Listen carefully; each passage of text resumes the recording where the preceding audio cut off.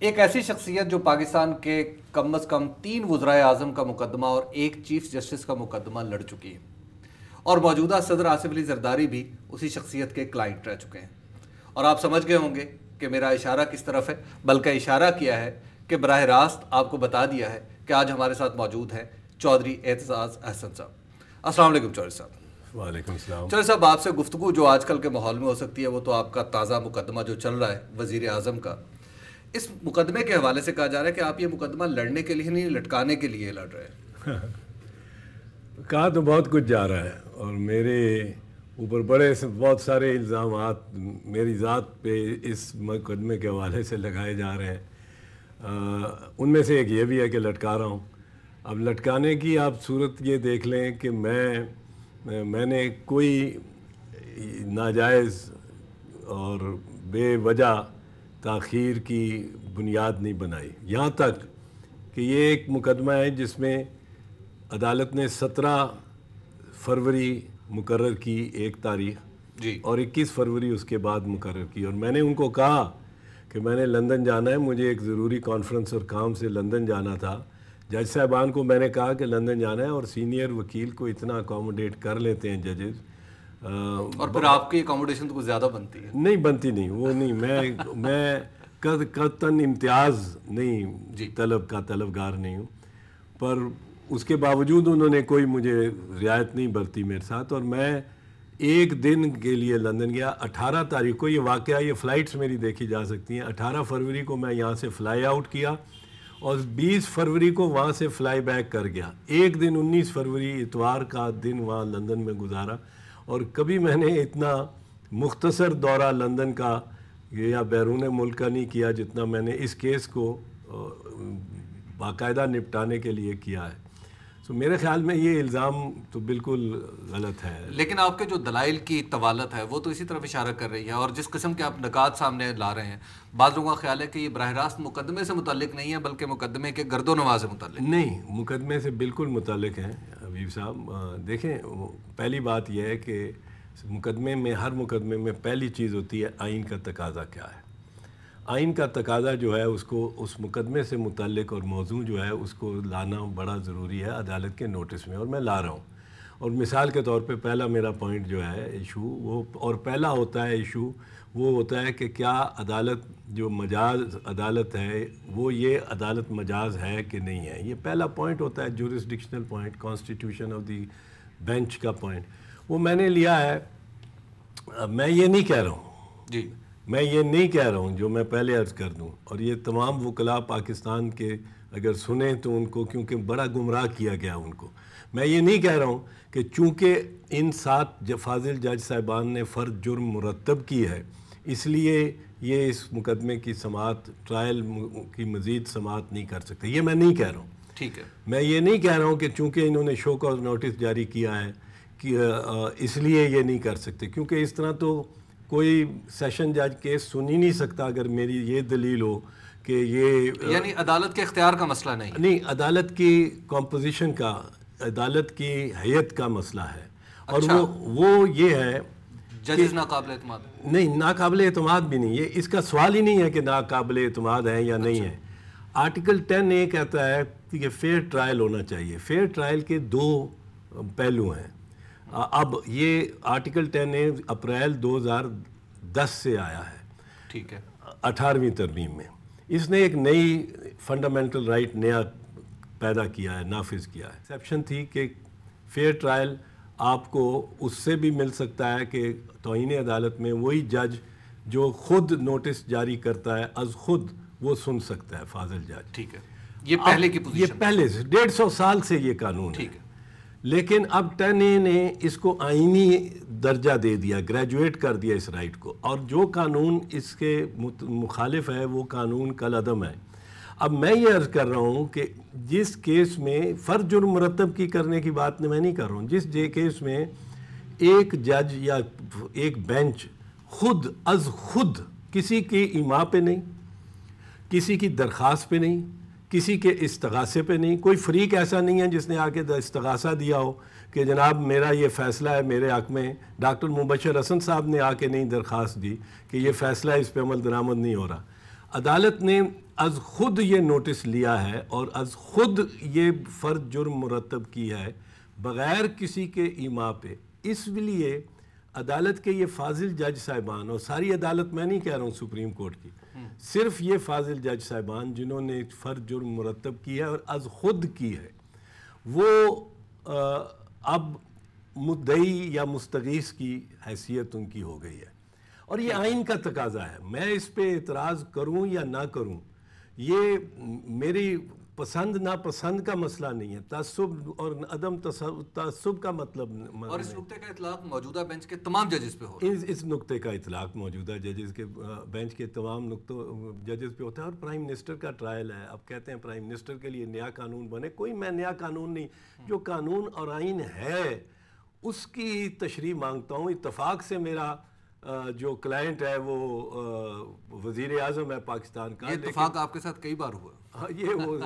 لیکن اگر یہ وزیر اعظم نہ بھی ہوتا، کوئی اور بھی ہوتا، تو میں پھر بھی یہ اگر از خود نوٹس لیا ہوتا، از خود فرد جرم مرتب کی ہوتی، تو پھر عدالت خود ایک معنی میں فریق بن جاتی ہے، اور کوئی مدعی فیئر ٹرائل کے جو دو تقاضے ہیں ان میں سے ایک تقاضا ہے کہ کوئی مدعی یا کوئی شخص اپنے ہی جس معاملے کو اس نے خود جس کو شروع کیا ہو از خود، اس میں وہ جج نہیں بن سکتا۔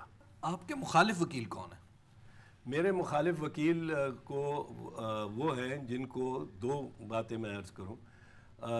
سپریم کورٹ رولز 1980 کے تحت رول 27 آرڈر 27 رول 7/2 ہے، اس میں لکھا ہوا ہے کہ جہاں توہین عدالت کا نوٹس عدالت سپریم کورٹ جاری کرتی ہے وہاں اٹارنی جنرل کو پروسیکیوٹر بنایا جائے گا۔ انٹرسٹنگ، اٹارنی جنرل کو، اس لیے وہ اٹارنی جنرل ہیں اور مقرر ان کو عدالت نے کیا ہے۔ ٹھیک ہے، عرفان قادر صاحب کو بھی اب مقرر عدالت نے کیا ہے، خود عدالت نے اس پہ سوچا ہے، غور کیا ہے۔ میرے پاس بھی ایک سوال ہے لیکن مجھے اس انٹرویو کی کاروائی تھوڑی دیر کے لیے معطل کرنی پڑے گی کیونکہ بریک کا وقت ہے۔ بریک کے بعد گفتگو یہیں سے شروع کرتے ہیں۔ ہمارے ساتھ موجودہ چودھری اعتزاز احسن صاحب۔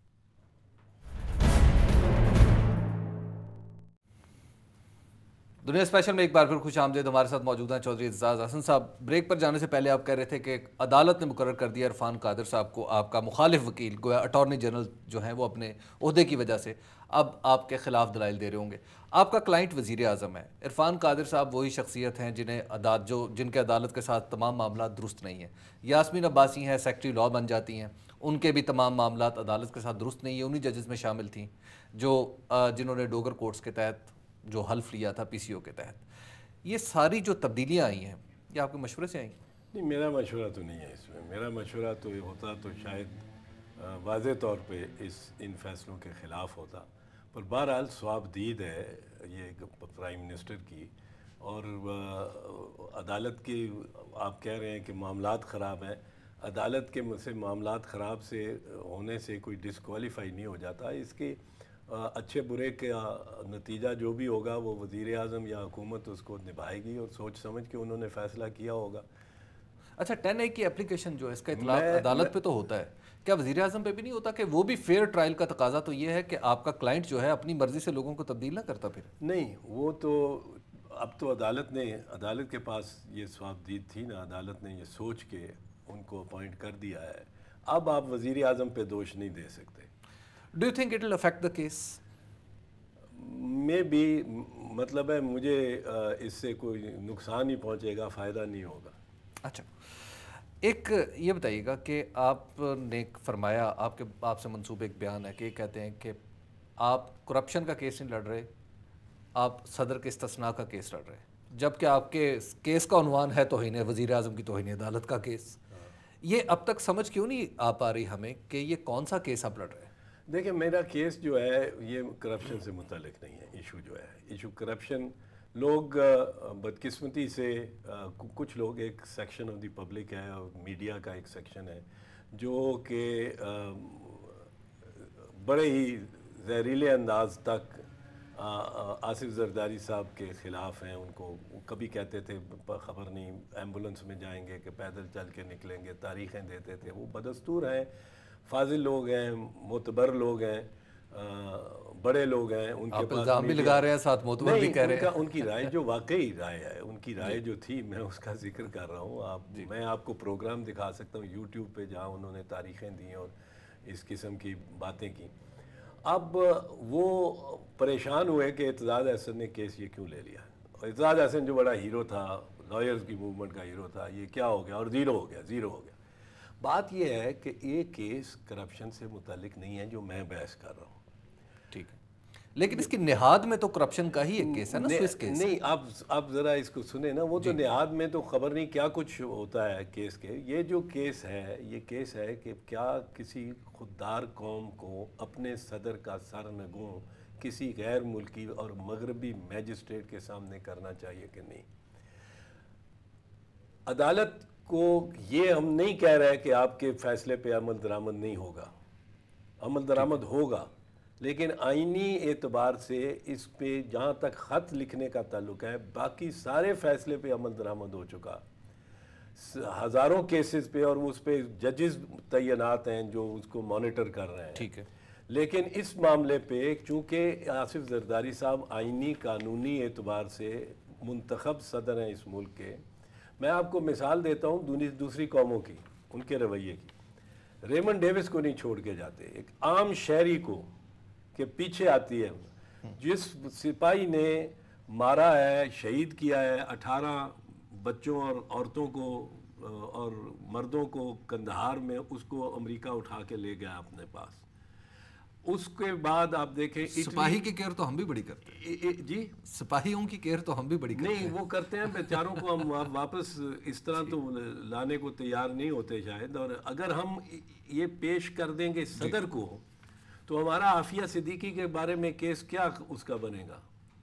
ہم حافظ سعید اور پھر دیگر جو ملزمان مطلوب ہیں جو کہ کرائمز میں مطلوب ہیں، ان کو ہم کس طرح کہہ سکتے ہیں کہ ہم دینے کو تیار نہیں ہیں اگر ہم صدر ہی کو اپنے کو پیش کر دیں. لیکن ہمارے ہاں تو زیادہ ریلیونٹ مثال اسلام سے نہیں دی جاتی، اور اب بھی دی جا رہی ہے کہ جناب اسلام میں تو کسی کو استثناء حاصل نہیں. استثناء حاصل ہے یا نہیں ہے؟ کیا حضرت عمر کے وقت میں کسی خلیفہ کو، اور میں کوئی مماثلت خدا نہ خواستہ آصف زرداری کی اور حضرت عمر کی قطعاً نہیں بنا رہا ہوں، ایک قانونی پہلو ان کو اگر کسی حبشہ کے عدالت نے طلب کیا ہوتا یا جرمنی کی عدالت نے، گالز اس وقت ہوتے تھے، طلب کیا ہوتا تو مسلمانان عالم تو یہ تصور کرتے کہ وہ ادھر جا کے پیش ہو جائیں اور ادھر جا کے سرنگو ہوں، ان کا اپنی عدالت میں سرنگو ہوں. اپنی عدالت میں وزیر اعظم پیش ہو رہے ہیں، وزیر اعظم کو سزا کرے گی اگر عدالت، خدا نہ کرے پر اگر کرے گی عدالت، یہ ان کی ثوابدید ہے سپریم کورٹ کی، تو وزیر اعظم اس کی تعمیل میں سزا بھگتیں گے. اگر اڈیالہ جیل بھیجے گئے تو بھیجیں گے. سرنگوں کیا ہوا انہوں نے عدالت کے ساتھ. صرف یہ کہہ رہے ہیں کہ ہمیں مجبور نہ کیا جائے. آپ کے فیصلے پر ہم عمل درآمد کریں گے، لیکن 1 سال رک جائیے. 1 سال تک آصف زرداری صدر مملکت ہیں. جب تک وہ صدر مملکت ہیں، یہ جو عہدہ ہے، یہ استثناء ہے، یہ اس کرسی کا ہے، صدر کی کرسی کا. اس لیے میں کہتا ہوں کہ جو مین کور ایشو ہے اس کا کرپشن سے تعلق نہیں ہے، اس کا تعلق آئینی استثناء اور آئینی اقتدار اعلیٰ، پاکستان کے اقتدار اعلیٰ کی علامت سے متعلق ہے، اور اس کو سمجھا جانا بڑا ضروری ہے. صاحب، میں نے آپ سے پوچھنا ہے کہ میڈیا سے آپ کو کیا شکایات ہیں، اور یہ شکایت کب اور کیسے پیدا ہو رہی ہیں، اور آپ کے کام کو کس طرح، آپ کے کام پر کس طرح اثر انداز ہو رہی ہیں، اس پر بات کرنی ہے. لیکن ابھی وقت ہوا ایک بریک کا. آپ دیکھتے رہیے دنیا اسپیشل میں چودھری اعتزاز احسن صاحب سے گفتگو.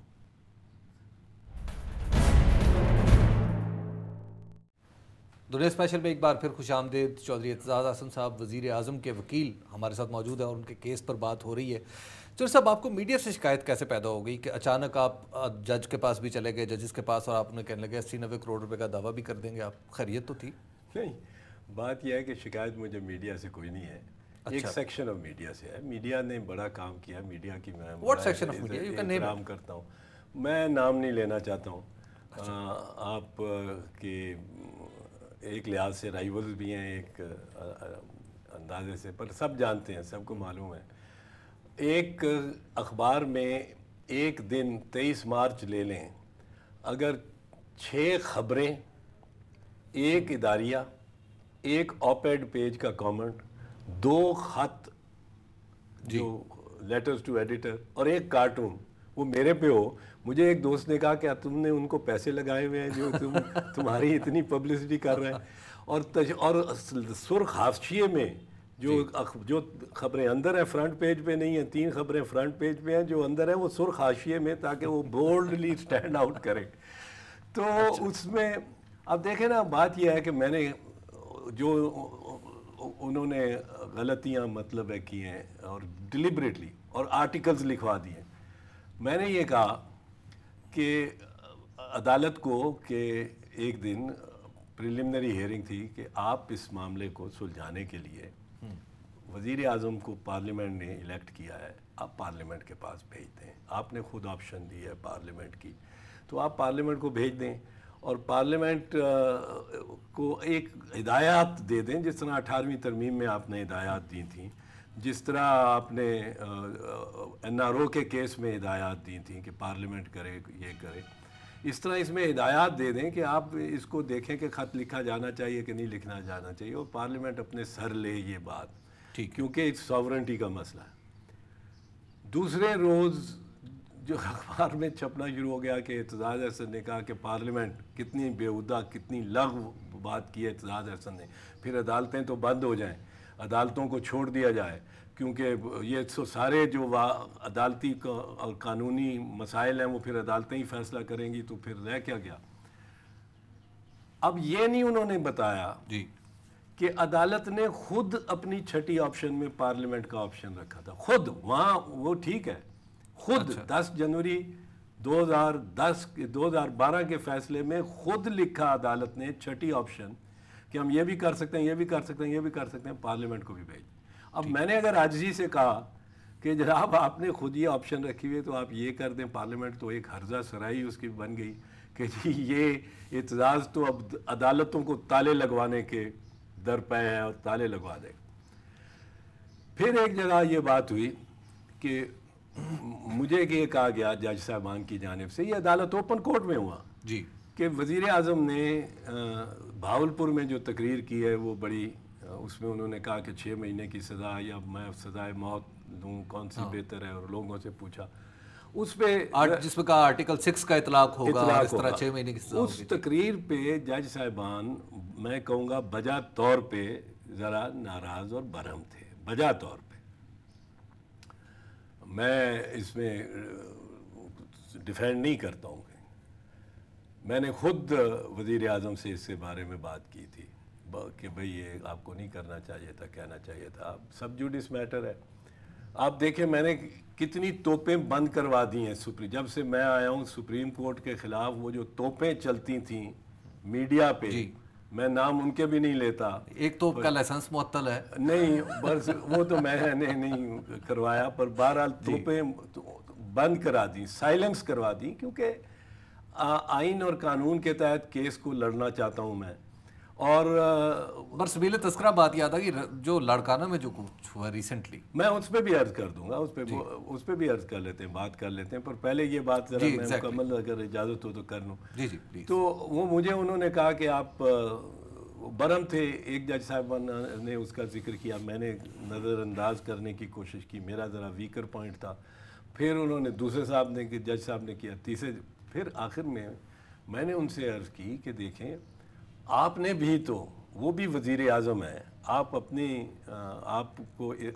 حساس ہو رہے ہیں، آپ سپریم کورٹ کے جج صاحبان ہیں پر اتنے حساس ہو رہے ہیں، آپ کو بھی احساس ہونا چاہیے کہ جو آپ نے 10 جنوری کے فیصلے میں لکھ دیا ہے یوسف رضا گیلانی کے بارے میں، اس کا بھی ذرا احساس آپ کریں کہ آپ نے کہا ہے کہ بادی نظر میں نہ وہ مسلمان ہے، نہ وہ قرآن کے پر حلف اٹھائے ہوئے کا وفادار ہے، نہ اللہ تعالیٰ کے روبرو حلف اٹھائے ہوئے کا وفادار ہے، نہ قرآن کا وفادار ہے، نہ اللہ تعالیٰ کے روبرو حلف اٹھانے کا وفادار ہے، نہ وہ صادق ہے، نہ امین ہے، نہ سگیشس ہے، نہ رائچس ہے، نہ جسٹ ہے. اب آپ نے اتنی سٹرونگ لینگویج، اور اخباروں میں اس کو اس سیکشن آف میڈیا نے اٹھا کے، اور یہ فیصلہ ہو گیا وزیر اعظم کو استعفیٰ دے دیں، حق نہیں کوئی رہنے کا، سپریم کورٹ نے فیصلہ دے دیا. وزیر اعظم بادی النظر میں بددیانت ہے، یہ بددیانت بھی ہے اور یہ وہ اب میں نے کہا آپ نے بھی اتنی اسٹرانگ لینگویج، اس کی دل آزاری بھی ہوگی. اب میرے جیسے کسی بندے کی جو مسلمان ہونے پہ فخر تو کرتا ہے پر عملاً ایسا اتنا اس پہ عمل نہیں کرتا. میں فخر کرتا ہوں، I am proud to be a Muslim, but I am not a very good Muslim. میرے بارے میں آپ نے کہا ہو تو اتنی کوئی بات نہیں. آپ نے ایک ایسے شخص کے بارے میں جس کا مذہبی خانوادے سے تعلق ہے، بالکل اس کی دل آزاری تو زیادہ ہوتی ہے.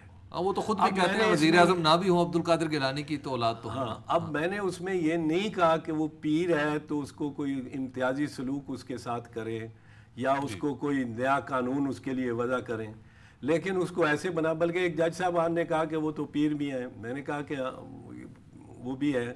اب وہ اس تناظر میں بات ہوئی، اس پیراہے میں بات ہوئی، اس کو ایسے بنا دیا گیا، اس پہ کارٹون چھپنے شروع، اس پہ کالم دوا سا لکھے جا رہے ہیں کہ میں ایک پروگریسو آدمی ہوں، میں ایک مارکسسٹ ذہن کا تقریباً آدمی ہوں. میں اس میں مسلمان ہوں پر میرا ذہن جو ہے اور میری شاعری، میری کتاب انڈس ساگا، اس میں میں ظاہر ہوتا ہوں.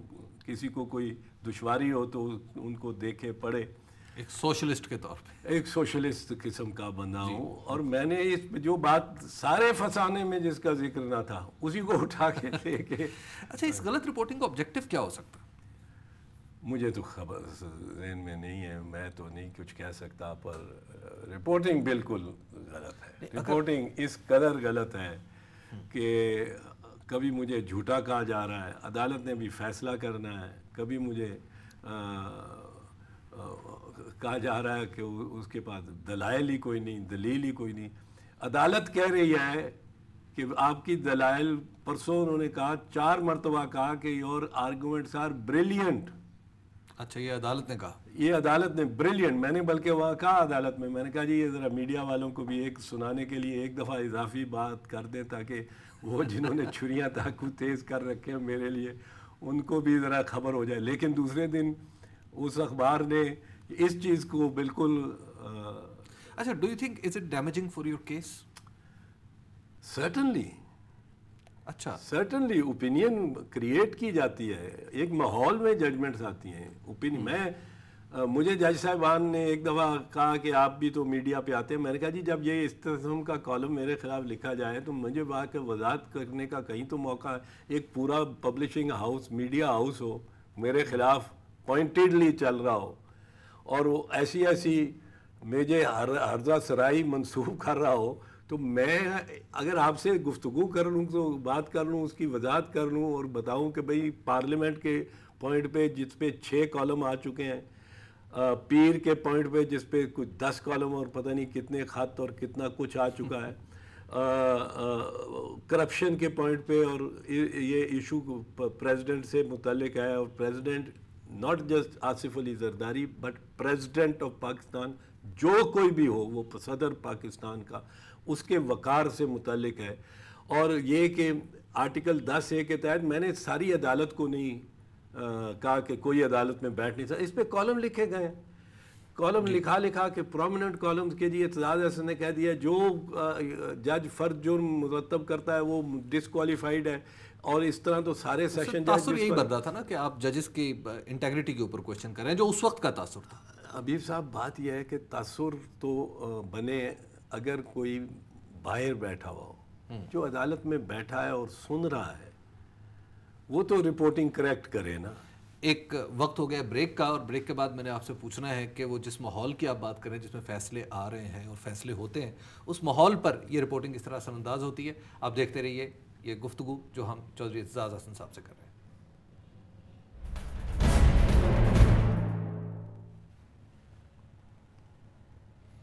دنیا اسپیشل میں ایک بار پھر خوش آمدید. ہمارے ساتھ موجود ہیں چودھری اعتزاز احسن صاحب، وزیر اعظم کے وکیل، اور اسی کیس کے حوالے سے ہم بات کر رہے ہیں. چودھری صاحب جس ماحول کا آپ ذکر کر رہے ہیں کہ جس کے بارے میں کہہ رہے ہیں کہ آپ غلط رپورٹنگ جو ہے وہ اثر انداز ہو سکتی ہے، تو کیا غلط رپورٹنگ ہمارے ججز پہ بھی اثر انداز ہو سکتی ہے؟ یقیناً ہو سکتی ہے، کیونکہ جج صاحبان بھی انسان ہے، ایک ماحول میں رہتے ہیں، ٹیلی ویژن دیکھتے ہیں آنکھیں بند کر کے، کچھ زیادہ نہیں دیکھتے وہ زیادہ، اور اپنے فیصلوں میں حوالے دیتے ہیں. یہ 10 جنوری کا فیصلہ جو ہے سپریم کورٹ کا جس میں 6 آپشنز ہیں اس میں ایک معروف اور معتبر اینکر کی پورے انٹرویو کا تذکرہ ہے. پھر آپ جانتے ہیں کہ وہ خود فرماتے ہیں کہ آپ کی وہ ہم نے انٹرویو سنا اور وہ سنا ہے اور یہ سنا. وہ آخرکار انسان ہے, میں نہیں کہتا ہوں کہ ان کو بالکل نہیں سننا چاہیے, پر اثر پورا لینا نہیں چاہیے. لیکن آپ کا کلائنٹ اور آپ کی پارٹی بھی تو کم نہیں کر رہے ہیں. نوڈیرو میں جو کچھ ہوا جس کے بارے میں آپ نے بتانا ہے ابھی ہمیں. نوڈیرو میں دیکھیں, نوڈیرو کا معاملہ چونکہ سپریم کورٹ نے طلب کر لیا, اس پہ زیادہ کامنٹ کرنے کی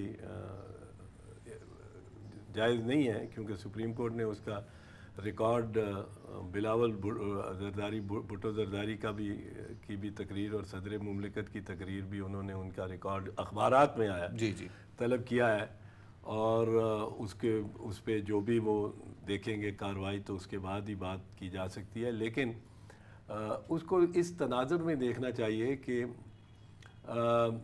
جہاں تک بلاول کی تقریر کا تعلق ہے, ایک 23-24 سال کا نوجوان ہے جس کی نانا کو شہید کیا گیا, 1.5 سال اس کو جیل میں رکھا گیا, کال کوٹری میں رکھا گیا. ایک بہت بڑا انسان شخصیت تھا دنیا کے سٹیج پہ, تھیٹر پہ وہ ایک بڑی نامور کردار تھا.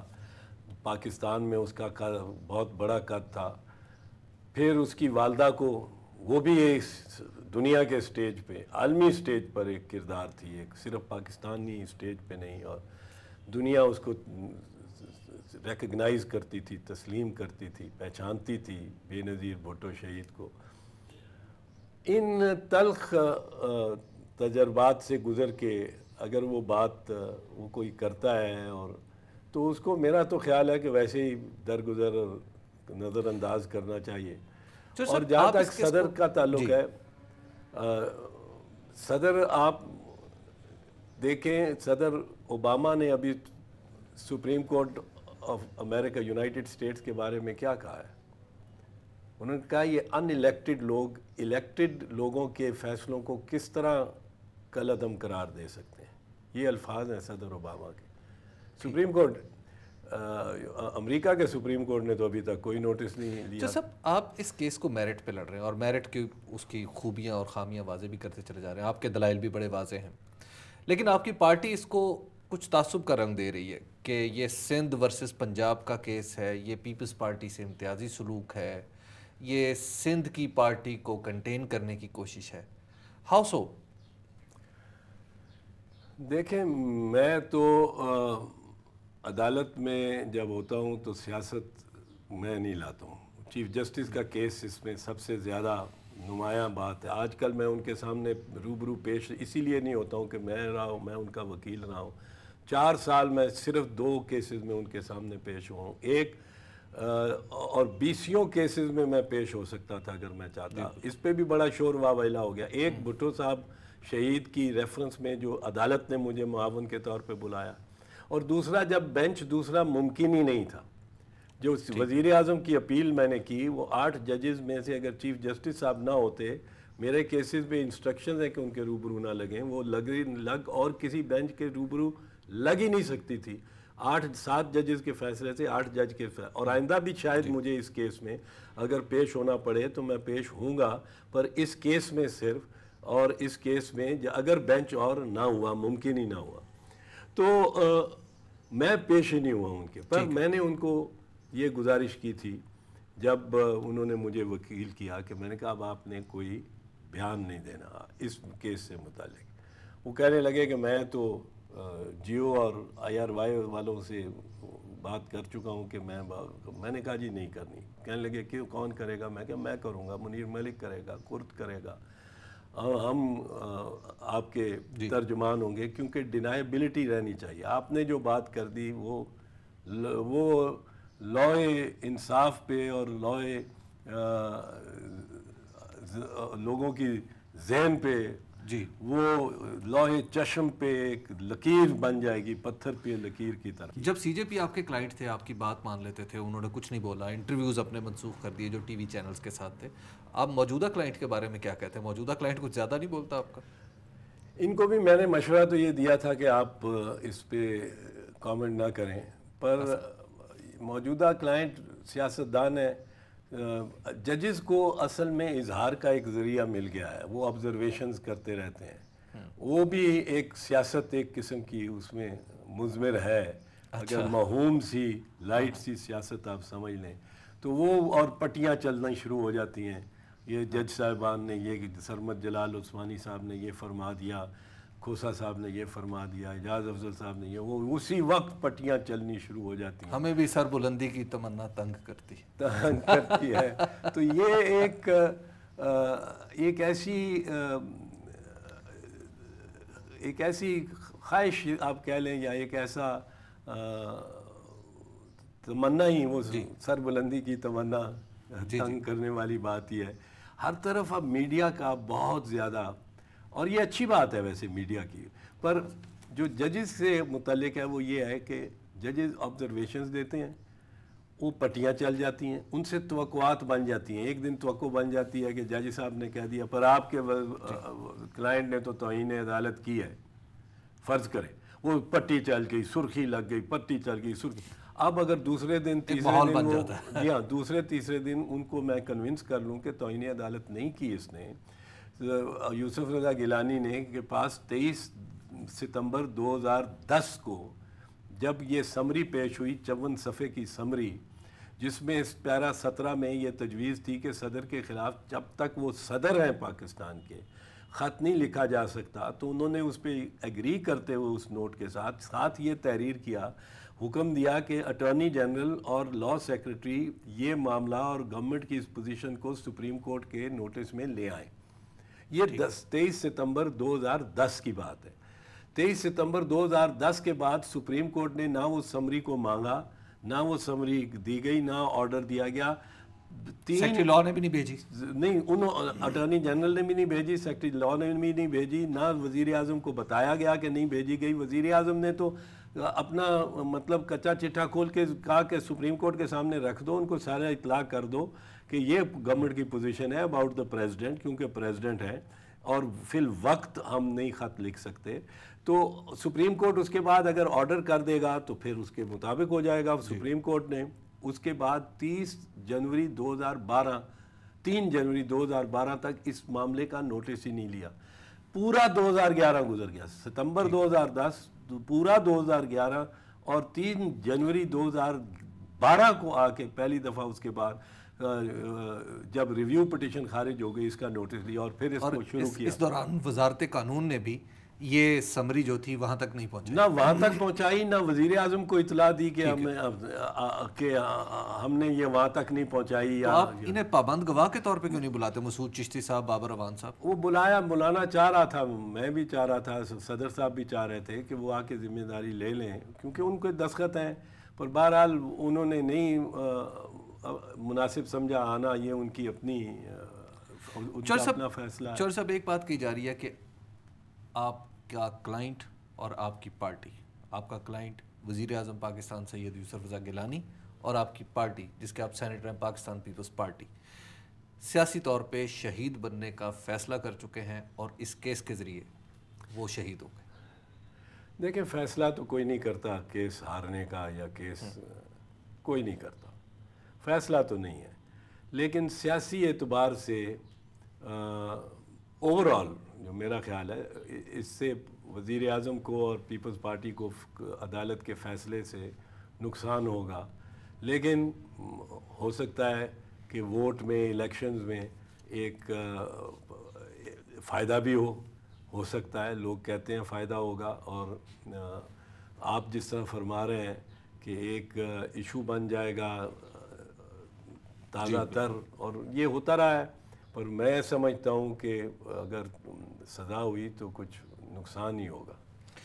لاسٹلی، جب تحریک چل رہی تھی عدلیہ بحالی کی، آپ نے ایک نظم پڑھی تھی، بڑی مقبول بھی ہوئی، تمام لوگوں کو آپ سنایا کرتے تھے، سڑک پر، بیٹھکوں میں، ہر جگہ، ہر تقریب، جلسوں میں، دھرتی ہوگی ماں کے جیسی، شرط یہ تھی کہ عدلیہ بحال ہو جائے۔ جی، آج کیسے لگ رہا ہے آپ کو؟